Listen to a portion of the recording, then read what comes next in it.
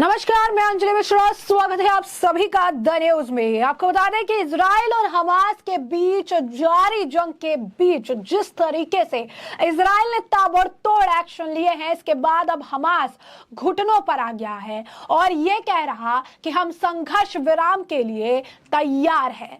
ऐसे में आपको बता दें कि एक तरफ हमास घुटने पर आ गया है तो दूसरी तरफ ईयू द्वारा उनके सभी, अगर आप कहेंगे, चैनल्स, फूड सप्लाई, हर चीज को अब पूरी तरीके से बंद कर दिया गया है।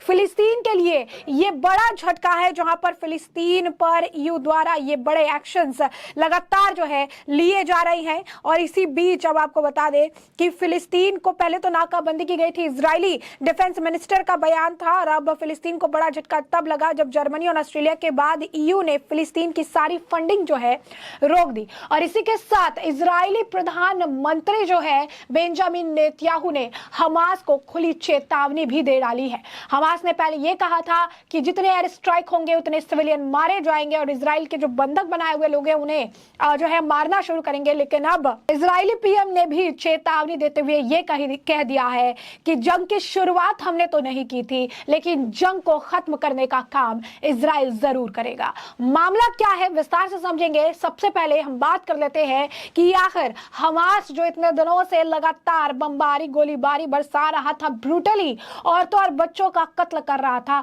अब अपने घुटने पर आकर आखिर क्या मांग रहा है।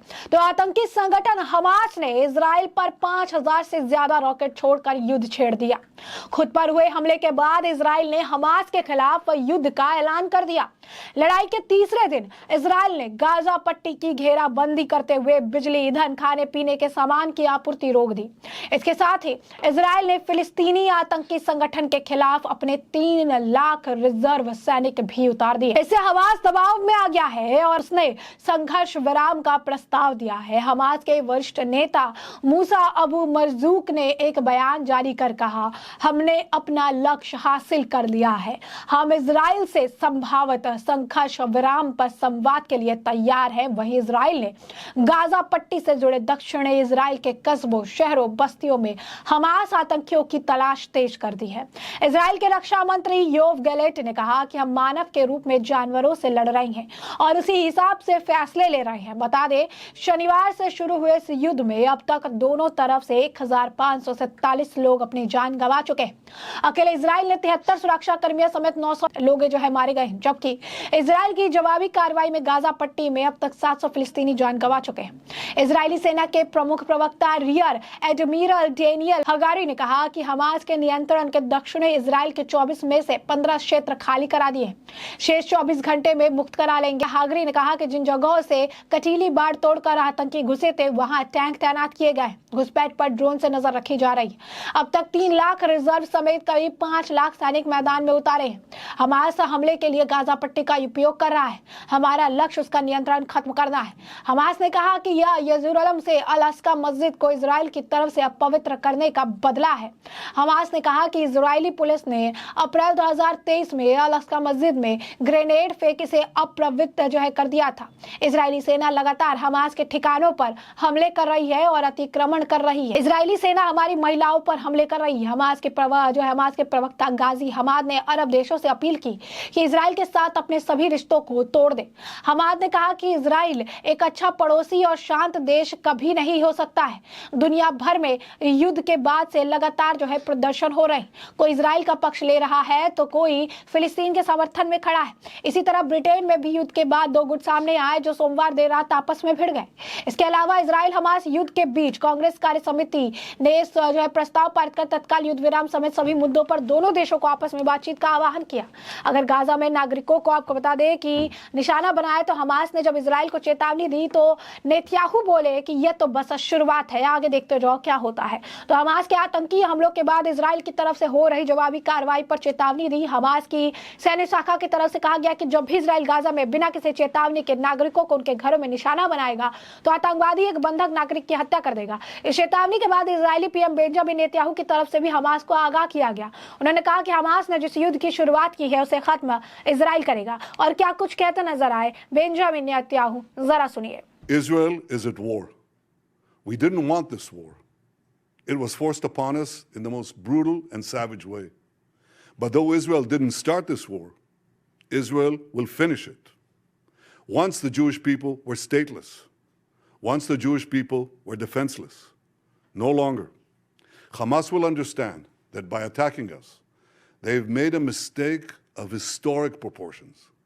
We will exact a price that will be remembered by them and Israel's other enemies for decades to come. The savage attacks that Hamas perpetrated against innocent Israelis are mind-boggling, slaughtering families in their homes, massacring hundreds of young people at an outdoor festival, kidnapping scores of women, children, and elderly, even Holocaust survivors. Hamas terrorists bound, burned, and executed children. They are savages. Hamas is ISIS. And just as the forces of civilizations united to defeat ISIS, the forces of civilization must support Israel in defeating Hamas. I want to thank President Biden for his unequivocal support. I want to thank leaders across the world who are standing with Israel today. I want to thank the people and Congress of the United States of America. In fighting Hamas, Israel is not only fighting for its own people, it is fighting for every country that stands against barbarism. Israel will win this war.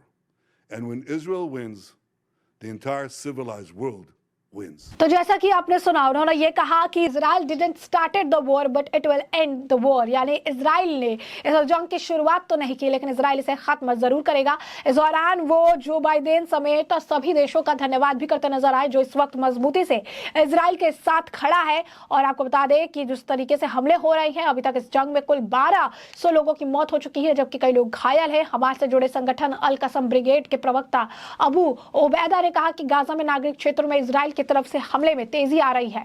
यह वह तटीय इलाका है जहां काफी घनी आबादी वाला है और जिसे हमास ने सत्ता संभालने के बाद से कई सालों से ब्लॉक करके रखा था। ओबैदा ने कहा कि हम ऐलान करते हैं कि बिना किसी चेतावनी के अपने घरों में सुरक्षित हमारे लोगों को निशाना बनाने पर हमें अफसोस होगा और फिर हम अपने दुश्मन के नागरिक बंधुकों को फांसी पर लटका देंगे। ओबैदा के मुताबिक इस फांसी का लाइव टेलीकास्ट किया जाएगा। ओबैदा ने कहा कि यह संदेश एक चेतावनी है। इजराइल ने गाजा की पूर्ण घेराबंदी का ऐलान कर दिया है। शनिवार को हमास की तरफ से हमले के बाद गाजा पर कई हमले हवाई हमले के लिए किए गए और हमलों के बाद से ही इजराइल और दुनिया भर के कई लोग सदमे में हैं। हमास के आतंकी इजराइल की तरफ आपको बता दें कि गाजा पट्टी पर लगी जो आप कह सकते हैं कि गाजा पट्टी जो है एक मेन इस वक्त केंद्र बना रहा और गाजा पट्टी पर लगी बॉर्डर फेस को पार करके दाखिल हो गए थे। उन्होंने इजरायलियों को मारना और उनका अपहरण करना शुरू कर दिया। इजराइल की सेना के अनुसार कम से कम 700 इजरायली इसमें लोग मारे गए हैं जबकि फिलिस्तीनी स्वास्थ्य मंत्रालय ने कहा कि गाजा और वेस्ट बैंक में 570 से ज्यादा लोगों की मौत हुई है। करीब 100 लोगों का हमास ने अपहरण कर लिया गया है। नेतन्याहू ने इसके बाद जनता को संबोधित किया और कहा कि हमास को अपने हमले का पछतावा होगा। नेतन्याहू ने कहा यह कट्टर दुश्मन युद्ध चाहता था और उसे युद्ध ही मिलेगा। तबाही की जो तस्वीर आ रही है वो तो बस एक शुरुआत है। इजराइल के रक्षा मंत्री योव गैलेट ने पहले कहा था कि गाजा पट्टी की पूर्व घेराबंदी शुरू की जा रही है। उन्हें बताया कि मैंने गाजा पट्टी पर पूर्व घेराबंदी का आदेश दिया है। न बिजली, न भोजन, न गैस, सब कुछ बंद हो गया है। हम मानव जानवरों से लड़ रहे हैं और हम उसी तरह से काम करेंगे। गैलेट इजराइल डिफेंस फोर्सेस के पूर्व कमांडर भी रहे हैं। वहीं दूसरी तरफ ईयू ने बड़ा एक्शन लेते हुए फिलिस्तीन के सभी फंड प्रोजेक्ट्स और बजट को तुरंत प्रभाव से भी सस्पेंड कर दिया है। तो आपको बता दें कि यूरोपियन संघ के पड़ोस और विस्तार आयुक्त ओलिवर वर्ली ने एक्स पर लिखा कि इजराइल और उसके लोगों के खिलाफ आतंक और क्रूरता का पैमाना एक टर्निंग पॉइंट है। अब वहां हमेशा की तरह कोई कामकाज नहीं हो सकता। फिलिस्तीनियों के सबसे बड़े धनदाता के रूप में यूरोपीय आयोग के उनके पूर्व विकास पोर्टफोलियो की समीक्षा कर रहा है जिसकी कुल कीमत 670 मिलियन यूरो है। उन्होंने कहा कि जब तक के लिए सभी पेमेंट तत्काल प्रभाव से रद्द किए जा रहे हैं, सभी प्रोजेक्ट को रिव्यू में डाला जा रहा है और सभी नए बजट प्रपोजल को आगे आदेश तक के लिए रद्द किया जा रहा है। उन्होंने आगे लिखा शांति, सहिष्णुता और सहअस्तित्व की नींव पर अब ध्यान दिया जाना चाहिए। घृणा, हिंसा और आतंक के जो है महिमा मंडल में बहुत से लोगों के दिमाग में जहर भर दिया है। हमें कार्रवाई की जरूरत है और हमें अभी इसकी बहुत ही ज्यादा जरूरत है। समय की डिमांड है ये और ये करना ही पड़ेगा। तो ऐसे में हमने आपको जो पूरा मामला है ये बड़े विस्तार से बताया कि पूरा मामला क्या है, किस तरीके से ईयू द्वारा जो है बड़ा फैसला लेते हुए सारे फंड्स जो है फिलिस्तीन के रोक दिए गए हैं। तो वही दूसरी तरफ इजराइल के पीएम द्वारा चेतावनी भी दे दी गई है और कहा कि ये जो आडंबर जो दिखा रहा है, ये जो आप कहिए कि एक तस्वीर सामने आ रही है, ये तो कुछ नहीं है, बस शुरुआत है। आगे अब हमास को इस बात का पछतावा होगा कि उसने इजराइल पर हमला किया। तो इसी के साथ अगर आप देखेंगे तो एक तरफ ये सारी चीजें हैं, तो दूसरी तरफ जिस तरीके से इजराइल ताबड़तोड़ एक्शन कर रहा है, तो अब हमास जो है घुटने पर आ चुका है और कह रहा है कि हमें संघर्ष विराम के लिए तैयार है। जहां पर लोग लिख रहे हैं कि अब इस पॉइंट पर इजराइल को हमास को पूरी तरीके से मिटा देना चाहिए, खत्म कर देना चाहिए, क्योंकि कोई भी अब युद्ध विराम का समय नहीं है, अब इस आतंकवाद को खत्म करने का समय आ चुका है। तो ऐसे में हमने आपको ये पूरा मामला विस्तार से बताया है। इस पर आपकी जो राय हो हमें जरूर लिखें। नमस्कार।